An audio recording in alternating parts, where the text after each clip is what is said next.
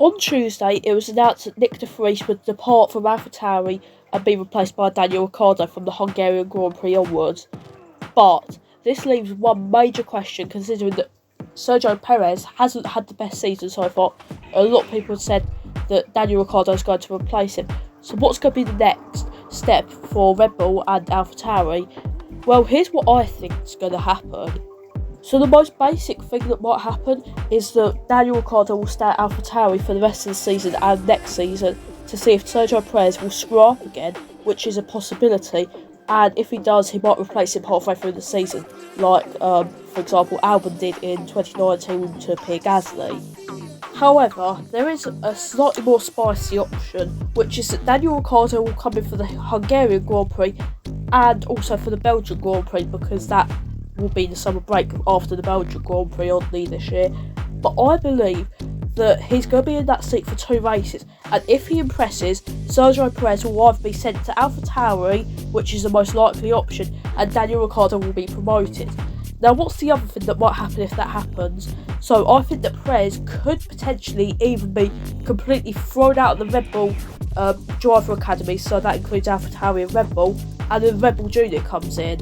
However, the most likely option for this would normally be Liam Lawson, but he has recently said that he wants to finish this Super Formula season, as he's currently second in the championship and wants to win this series before assessing his options for next year.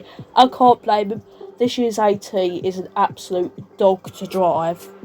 But if Ricciardo stays for the entirety of this season at Alpha Tauri and Perez stays at Red Bull, I think they're going to do either a straight swap between the two, so Ricciardo goes back to Red Bull, which will be quite interesting with Verstappen, because then he might be challenged in some sort of way, which would be actually quite interesting. Watch my roundabout F1 video posted just after the Austrian Grand Prix. But I believe that Sergio Perez might not even be at Alpha Tauri next season, and this leaves one seat open. Obviously, Yuki Tsunoda's still going to be at the team, but I reckon that second Red Bull Junior seat will be filled by Liam Lawson. And considering if he wins Super Formula, that would be some really good PR for that team.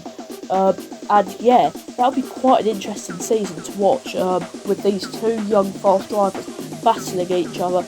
It may be not the best car in the midfield, but it'd still be quite interesting.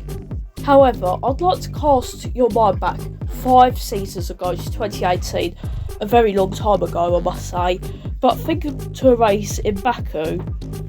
That incident with Ricciardo and Verstappen crashing into each other, will Red Bull really want to repeat that into the future, potentially losing points, causing massive uncertainty and exposing this almost weakness in the team, and perhaps that could put them vulnerable from having a clean sweep this season or next season potentially?